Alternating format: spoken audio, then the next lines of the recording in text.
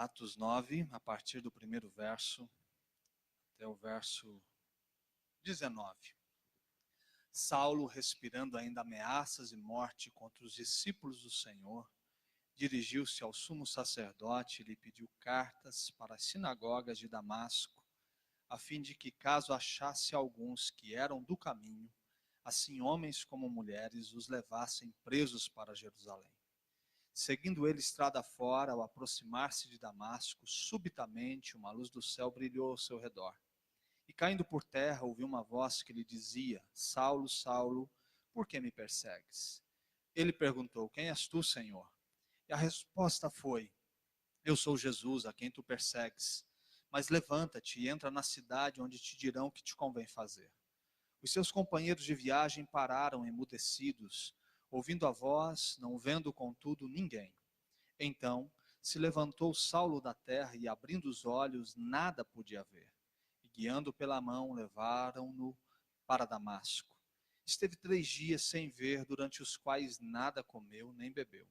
Ora, havia em Damasco um discípulo chamado Ananias. Disse-lhe o Senhor numa visão: Ananias. Ao que respondeu: Eis-me aqui, Senhor. Então o Senhor lhe ordenou: Dispõe-te e vai à rua que se chama Direita, e na casa de Judas procura por Saulo, apelidado de Tarso, pois ele está orando. E viu entrar um homem chamado Ananias e impor-lhe as mãos para que recuperasse a vista. Ananias, porém, respondeu: Senhor, de muitos tenho ouvido a respeito desse homem. Quantos males tem feito aos teus santos em Jerusalém? E para que trouxe a autorização dos principais sacerdotes para prender a todos os que invocam o teu nome. Mas o Senhor lhe disse: Vai, porque este é para mim um instrumento escolhido para levar o meu nome perante os gentios e reis, bem como perante os filhos de Israel. Pois eu lhe mostrarei quanto lhe importa sofrer pelo meu nome. Então Ananias foi e, entrando na casa, impôs sobre ele as mãos, dizendo: Saulo, irmão, o Senhor me enviou a saber, o próprio Jesus que te apareceu no caminho por onde vias, que para que recuperes a vista e fiques cheios do Espírito Santo. Imediatamente lhe caíram dos olhos como que umas escamas e tornou a ver. A seguir, levantou-se e foi batizado. E depois de ter se alimentado, sentiu-se fortalecido. Então permaneceu em Damasco alguns dias com os discípulos. Amém?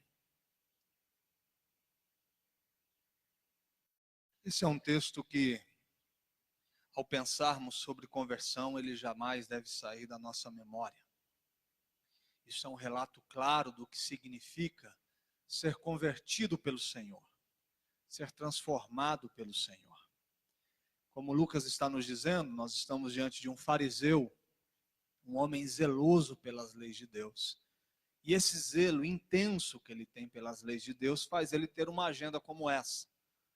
Uma agenda que está o tempo todo direcionada à perseguição e à morte dos cristãos.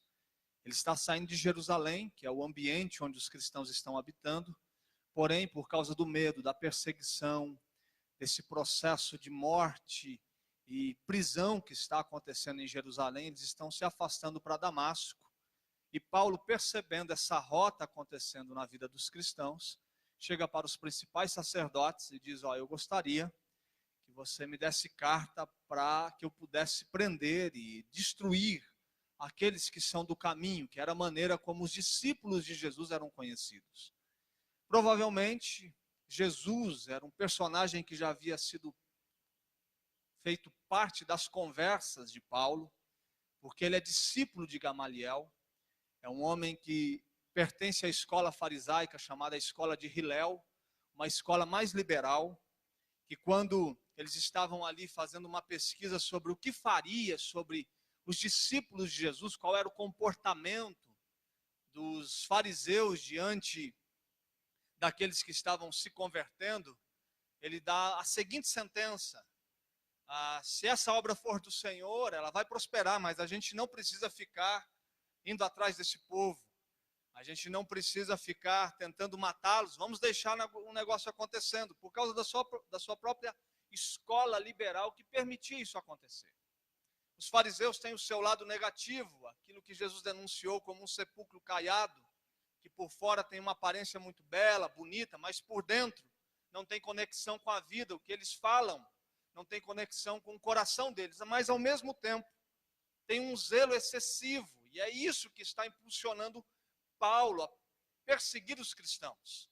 Tem um outro fariseu que também provavelmente era amigo de Paulo, e o assunto sobre Jesus já tinha sido pauta dos diálogos entre eles, que é Nicodemos, lembra dele? Em João 3, aquele homem que vai pela madrugada conversar com Jesus, questionando o que é nascer de novo, como que isso acontece. E aí Jesus dá a explicação para ele. João tem o cuidado de relatar no capítulo 20, que quando o Senhor Jesus é tirado da cruz e José de Arimateia está providenciando um sepulcro para repousar o seu corpo, Nicodemos assina um cheque, dizendo: pode cuidar de todas as questões aí com respeito ao sepultamento, ou pagar isso. Então já é um sinal de alguém que está inclinado a Jesus. Gamaliel também já olha para Jesus e dizendo: será que isso daí não é o Messias, o esperado, o anunciado entre as nações? E a esse homem, provavelmente, diante desses relacionamentos estabelecidos, diante dessas conversas, de todo o cenário religioso, o coração de Paulo está inquieto. Inquieto porque ele percebe que homens estão sendo capazes de morrer para aquilo que ele considera uma mentira.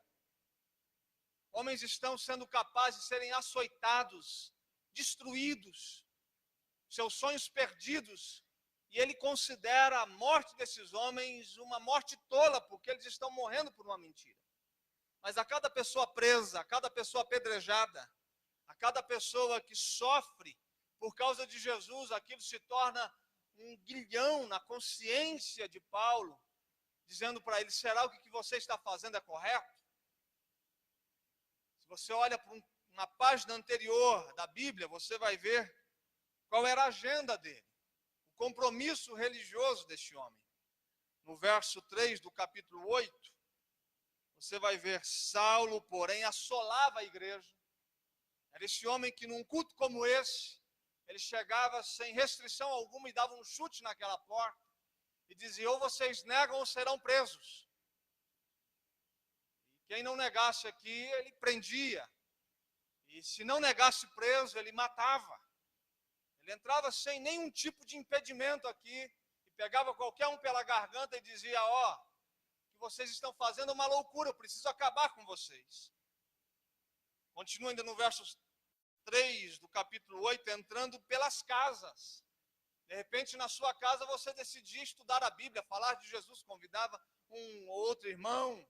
Essa reunião de oração na casa da irmã Luzia, essa célula na casa do Marconi, esse encontro de jovens na quarta-feira à noite, era a agenda dele. Ele ficava procurando no seu radar religioso onde os do caminho estariam reunidos, e onde ele identificava, ele dava um chute na porta, entrava na casa e dizia: e aí, vocês vão negar ou vocês vão morrer?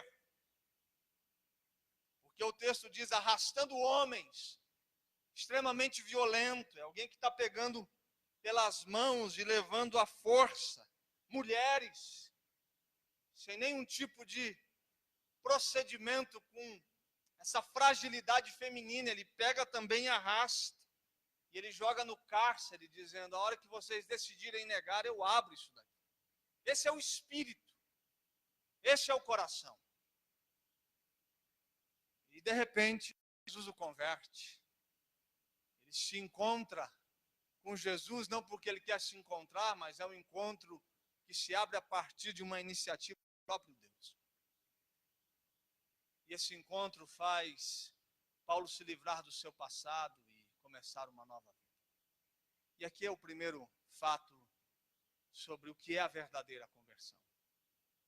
A conversão é um rompimento com um passado.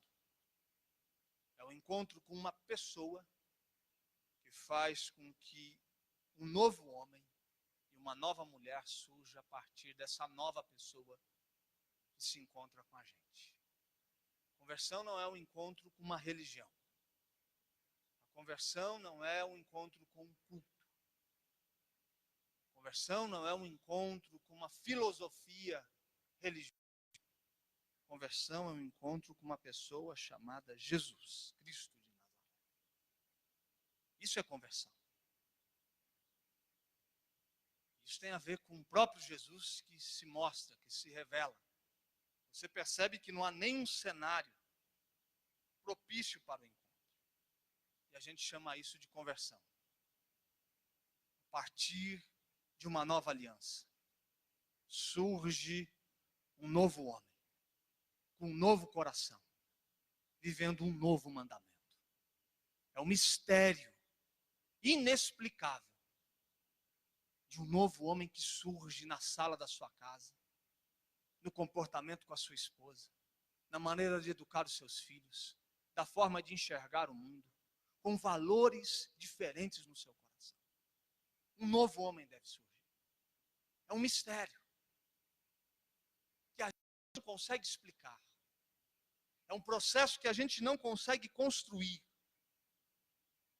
É interessante que Paulo vai nos falar do aspecto exterior desse encontro em Atos capítulo 20. Ele vai dizer o seguinte: subitamente uma luz veio, repentinamente alguém apareceu, isso brilhava como o sol.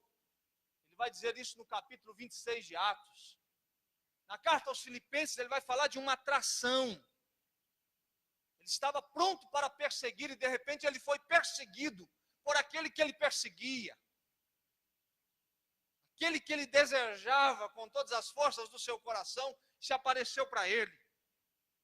Ele vai dizer na carta aos Coríntios que ele foi iluminado na consciência. Na carta a Timóteo ele fala de uma inundação que foi lhe dada pela graça de Deus. Isso atinge o coração dele. Esse mistério da conversão que é inexplicável pelo entendimento humano. A psicologia pode melhorar você no melhor entendimento da sua vida, em sinalizar pontos falhos no seu comportamento, em te dar uma melhor leitura de quem você é, uma melhor compreensão das suas reações diante dos problemas da vida. A filosofia pode lhe dar uma compreensão do mundo, aspecto do que acontece no cosmos, no universo, perguntas que precisam ser respondidas, mas um novo homem só surge a partir do Evangelho. É um encontro com uma pessoa. Um mistério de um Deus que converte homens pecadores. A segunda coisa que me chama a atenção é que é um ato da graça soberana. Se você perceber como estava o coração de Paulo nesse instante de sua vida, o texto começa dizendo, respirando ainda ameaças de morte. Sabe aquele homem que sai fungando?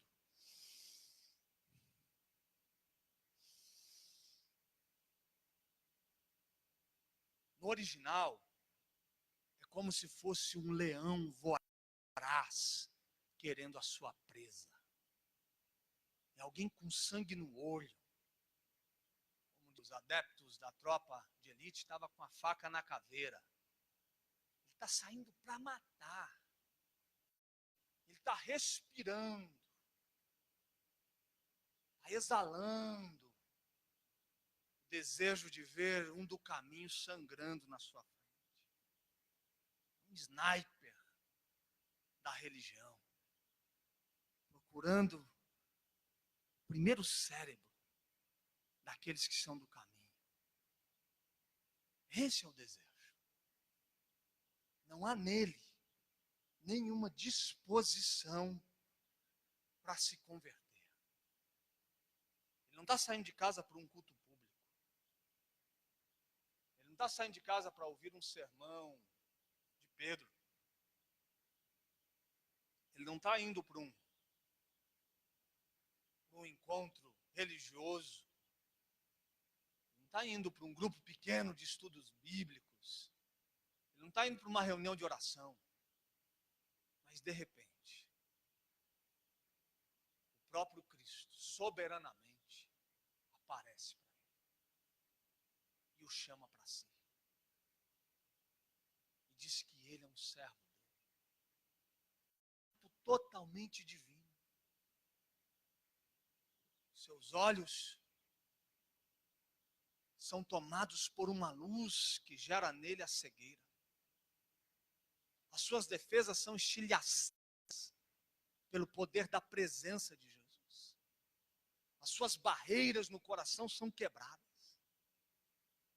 É um homem agora vulnerável, frágil diante do amor que o constrange. Depois, na carta aos Romanos, ele vai dizer o que é isso na vida dele, provavelmente baseado na sua própria experiência. Quando ele fala o amor de Deus em Cristo Jesus nos constrange, e a ideia é como se fosse alguém lançado em uma correnteza. O constranger do amor é como se fosse um rio forte que nos toma e aí nos arrasta para aquele lugar que ele deseja. Não há em nós forças para resistir à graça de Deus, a partir do seu Filho, tirando dos nossos olhos todas as defesas e quebrando o nosso coração. Isso nos enche de esperança. Esperança para orar para as pessoas com o coração mais endurecido na sua vida. Isso daqui enche o coração de uma esposa de esperança para orar pelo seu esposo com o coração fechado. Isso daqui enche o coração de uma mãe de esperança para orar pelo seu filho, pela conversão e pela sua transformação. Isso daqui enche o nosso coração de esperança para orar por qualquer ateu que a gente conheça. Eu não sei, um dia eu acho que era aqui que eu estava conversando com alguém e perguntava e citou o nome de alguém que era namorado da filha, assim, eu não vou lembrar bem da história. Aí ele falou assim, mas ele tem um pouquinho de dificuldade para vir porque ele é ateu. Eu olhei e falei assim, mas eu gosto de um ateu, deixa eu falar com ele, porque eu sei que é um processo totalmente da graça de Deus. A graça soberana de Deus se derramando sobre o homem, estilhaçando as suas defesas e o tornando vulnerável diante daquele que só pode nos salvar.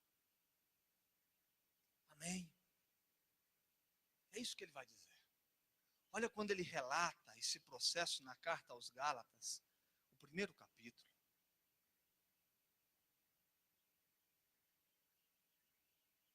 Do verso 13 a 17. Olha o que ele diz desse dia na sua vida. Porventura procuro eu agora o favor dos homens ou de Deus? Verso 13. Porque ouviste qual foi o meu proceder outrora no judaísmo, como sobremaneira perseguia eu a igreja de Deus e a devastava. E na minha nação, quanto ao judaísmo, avantajava-me a muitos da minha idade, sendo extremamente zeloso das tradições de meus pais. Quando, porém, ao que me separou antes de eu nascer, e me chamou pela sua graça, aprouve revelar seu Filho em mim, para que eu pregasse entre os gentios, sem tendência, não consultei carne e sangue. Subi a Jerusalém para os que já eram apóstolos antes de mim, mas parti para as regiões da Arábia e voltei outra vez para Damasco. É o homem que está dizendo o seguinte: eu não saí de casa para ser salvo. Eu não saí de casa para nascer de novo. Mas a graça soberana de Deus veio sobre a minha vida naquele dia. E os meus olhos se abriram. E Ele não fez um sequestro da minha vida. Ele respeitou as minhas perguntas. Eu perguntei quem Ele era, Ele disse quem era. Ele respeitou as minhas faculdades mentais, os meus questionamentos. Não foi uma ação compulsiva. Tinha racionalidade. Tinha consciência do que acontecia naquele instante. Eu sabia o que minha vida estava sofrendo. Em outro momento, ele vai definir esse dia como um trauma, um processo que gerou um ser humano que ele mesmo nunca imaginou que existia. Um mistério da graça de Deus nos chamando para Ele. É o Cristo que nos atrai para Ele. É um Deus que deseja poderosamente nos salvar.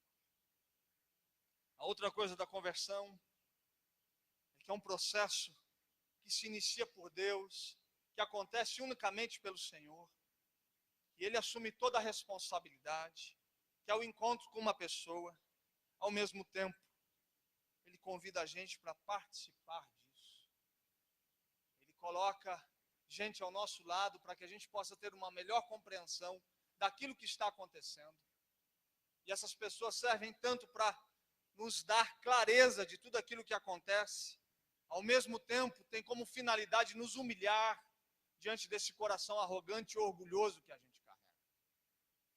No mesmo instante que ele vê a Jesus, ele perde a vista, e ele está extremamente vulnerável.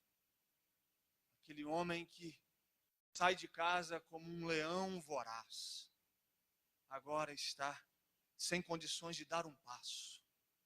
Ele está no escuro. Alguém tem que tomar sua mão e o conduzir.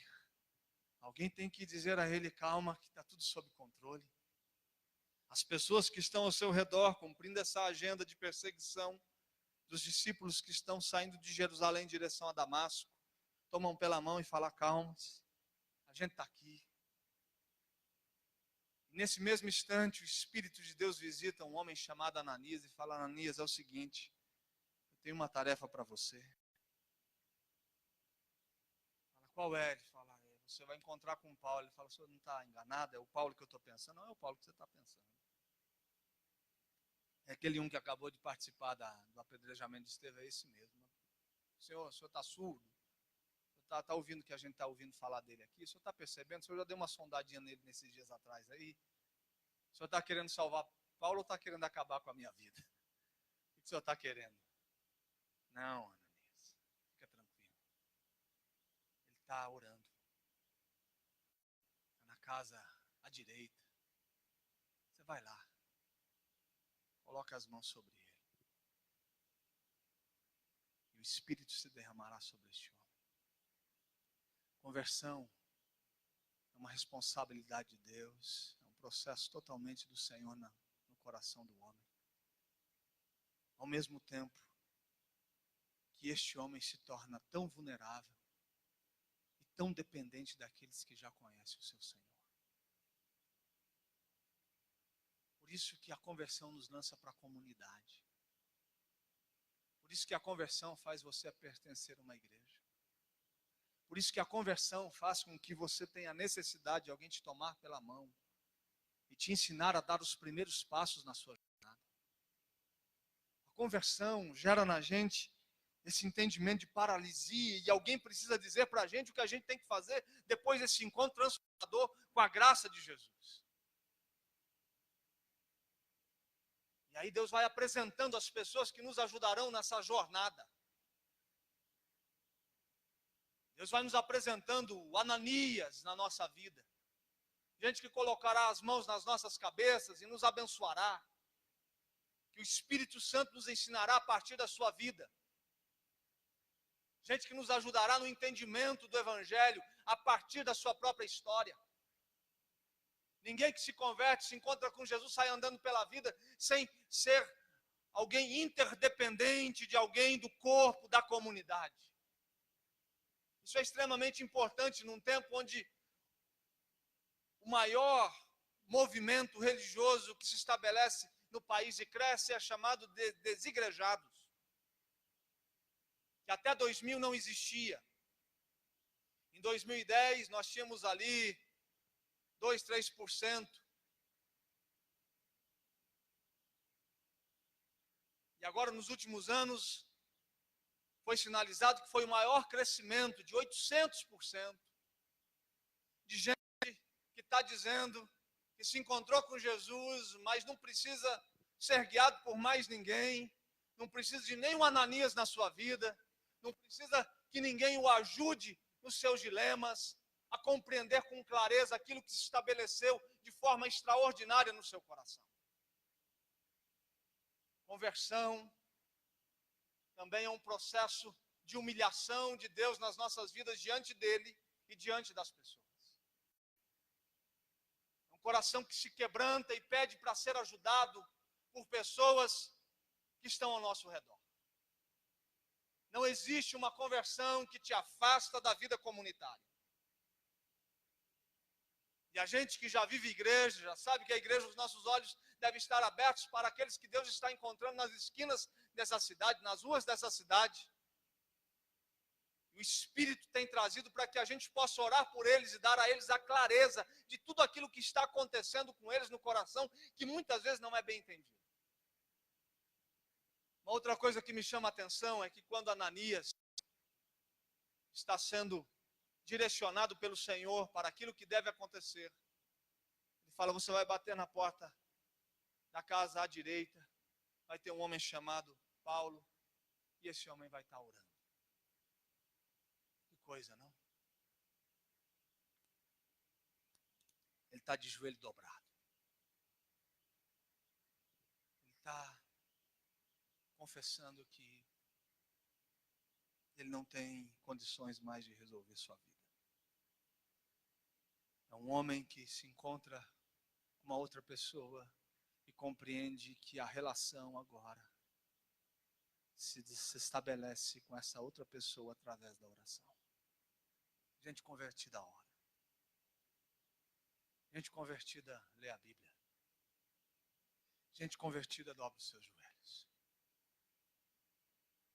A minha única esperança de fazer de você uma pessoa de oração é a partir da plena certeza que você se converteu, você foi convertido por Jesus.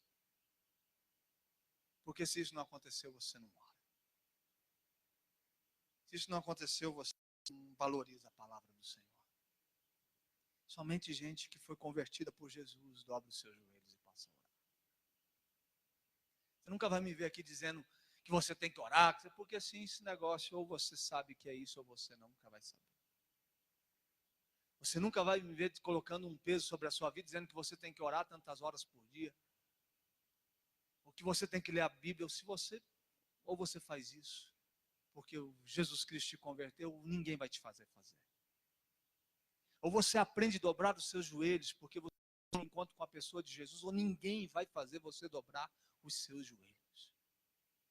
Eu me lembro quando eu tinha 17 anos, foi o tempo que eu mais orei na minha vida, foi quando Jesus me converteu.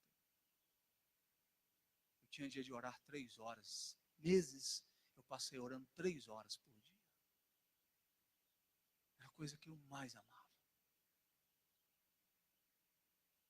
Porque eu descobri o poder de uma relação. Quem sabe a nossa vida está rasa de oração, porque está nos faltando um encontro com Jesus, genuíno e transformador. O desinteresse nosso pela palavra deve ser porque a gente está precisando ter os olhos subitamente cegados pela presença de Jesus.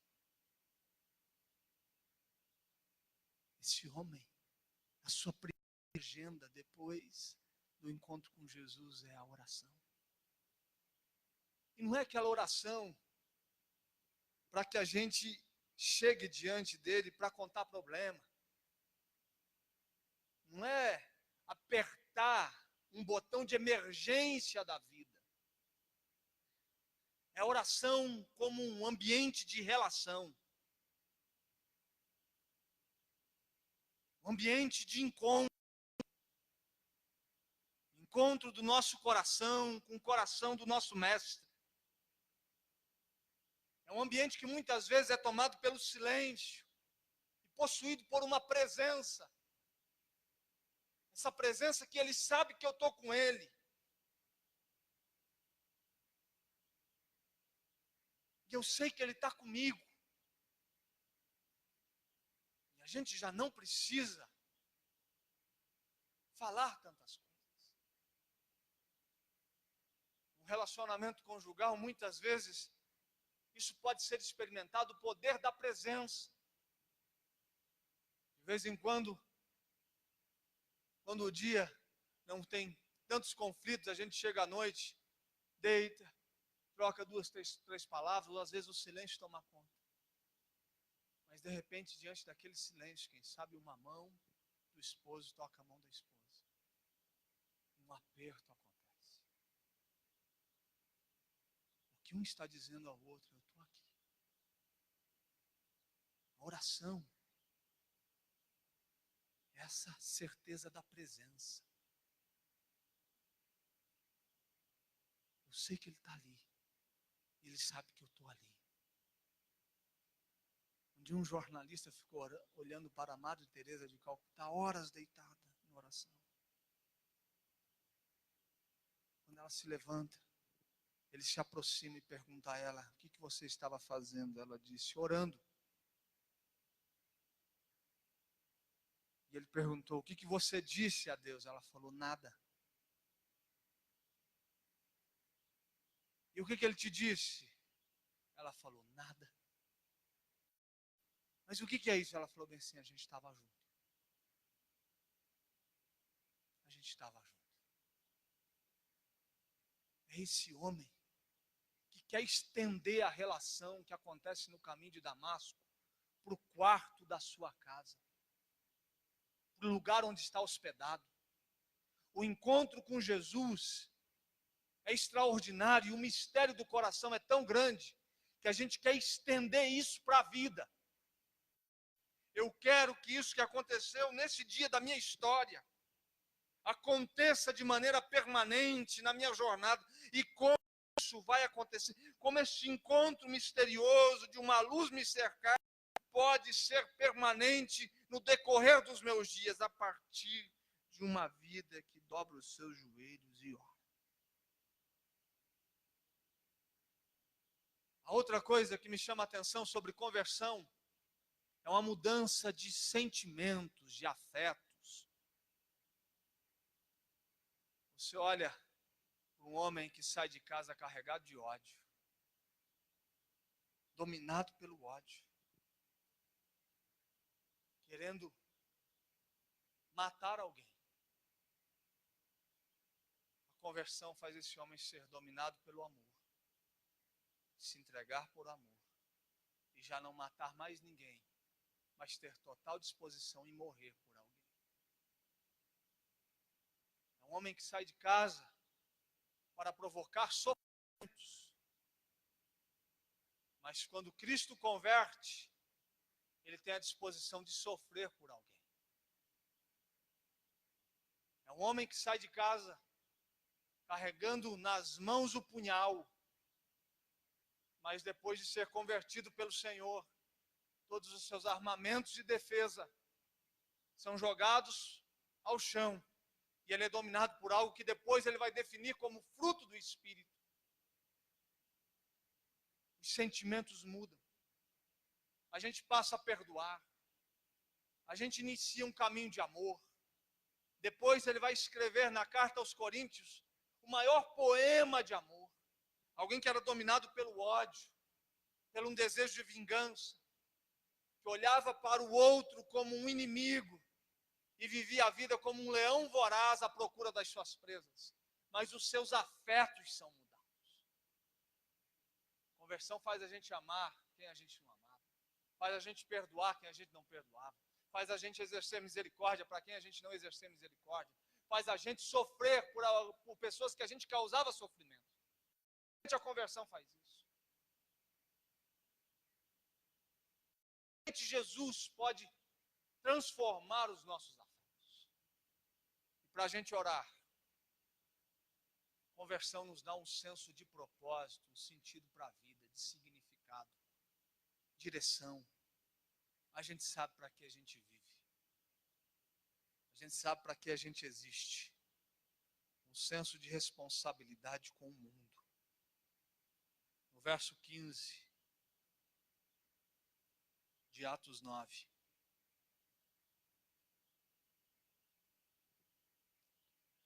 Quando Ananias dizia que ele precisava ter um pouquinho mais de segurança na agenda que o Senhor estava lhe propondo para seguir. Aí o Senhor diz a ele: vai, é para mim um instrumento escolhido para levar o meu nome perante os gentios e reis. É um homem que eu escolhi. E dei a ele um senso de significado, de sentido, razão para viver. Esse homem vai aprender a viver a vida, não mais com um punhal nas mãos, mas com amor nos lábios. Esse homem já não vai viver mais respirando ameaças de morte, mas ele vai suspirar e transpirar o meu amor pela vida.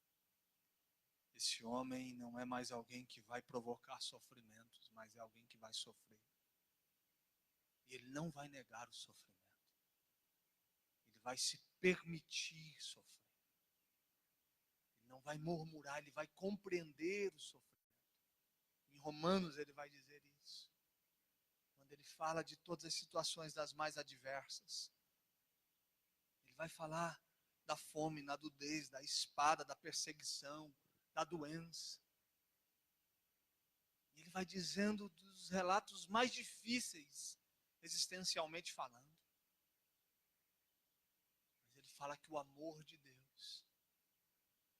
faz mais do que vencedor em toda e qualquer situação da vida. Ele começará a compreender o amor de Deus a partir do sofrimento. E aí no final da vida, aquele momento onde ele está se despedindo, ele está olhando para o calendário e riscando os seus últimos dias. A promessa do seu martírio é certa e o dia se aproxima. E ele vai dizer as suas últimas palavras.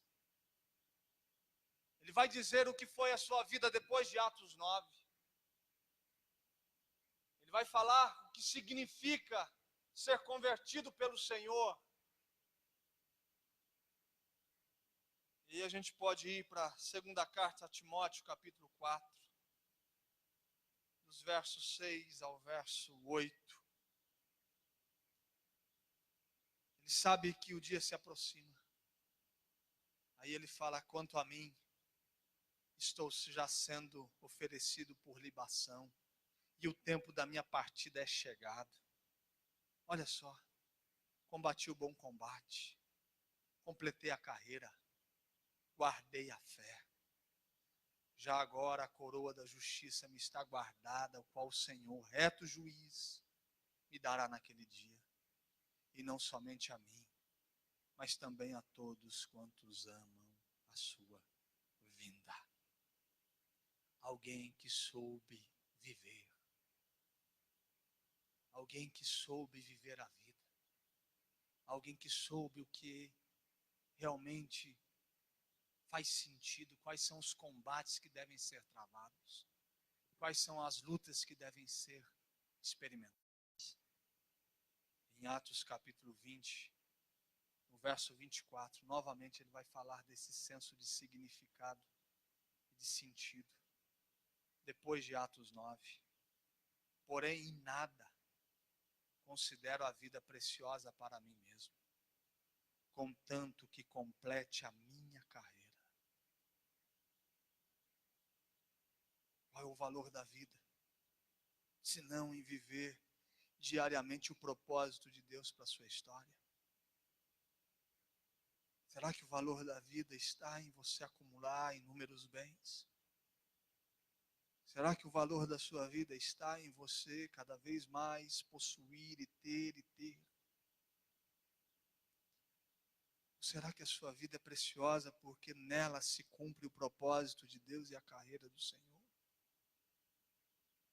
Quantas pessoas diante das batalhas da vida, a primeira coisa que ela para de viver é o propósito do Senhor para a sua vida?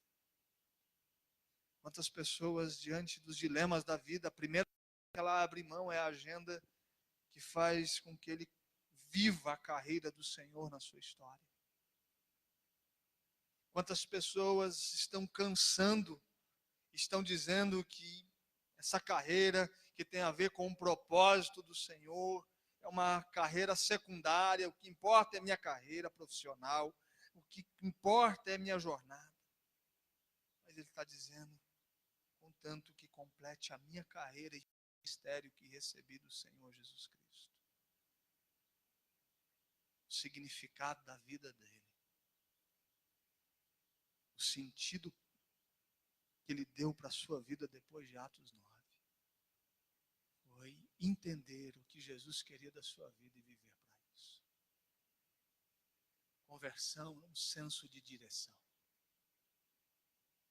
Quem sabe eu falo com gente nessa noite que carrega um vazio existencial. Que vive como Salomão vai definir em Eclesiastes, realizações que não realizam em tempo algum. Quem sabe eu falo com gente aqui que está com um buraco na alma. Que pensou que sentido para a vida seria carreira profissional e está bem sucedido, mas ainda continua uma falta de propósito. A agenda é pesada, o dia é difícil. E viver o que você está vivendo é insuportável. E sabe, falo com gente aqui que enxergou no casamento propósito para a vida. E se casou e depois de alguns anos você está achando que o divórcio é a alegria da vida.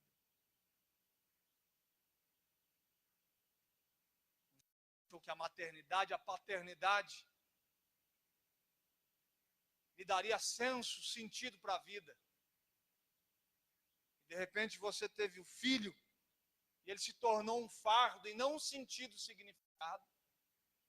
Você procura o tempo todo alguém para que possa cuidar dele, dá uma olhadinha, porque ele está tirando o ar. E sabe, eu falo com gente nessa noite que imaginou que um diploma lhe daria o senso, sentido, significado. O diploma chegou, a formatura aconteceu, a faculdade está paga, mas o vazio continua aí pulsando. Porque esse é um ambiente que somente ele pode preencher.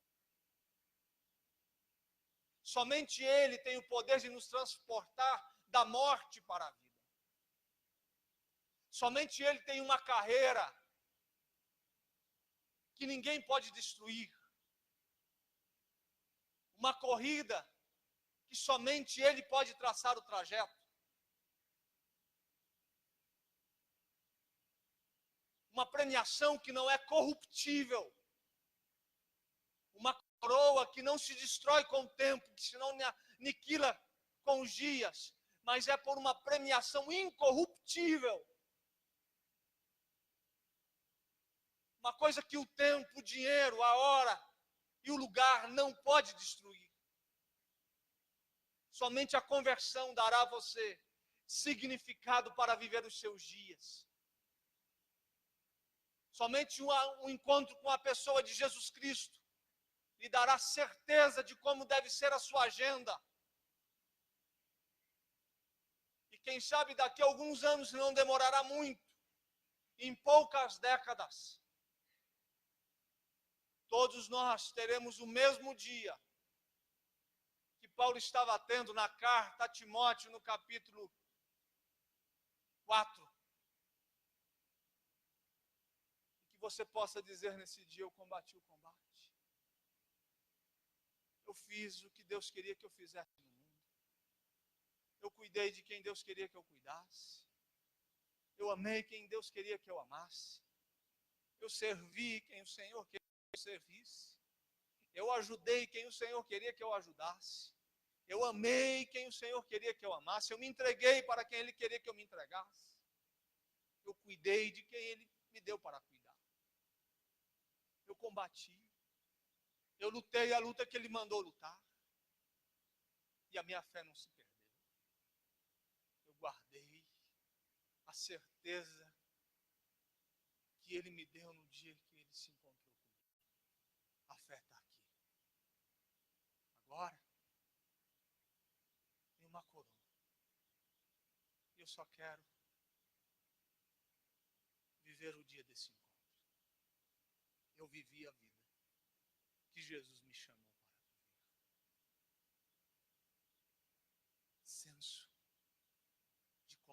deve ser vivida. Somente Jesus sabe a vida que você deve viver. Você pode continuar tentando viver uma vida onde Ele não define os traços, a rota e a direção. Mas essa vida continuará sendo de profundo vazio e falta de significado. Que Atos 9 seja uma realidade.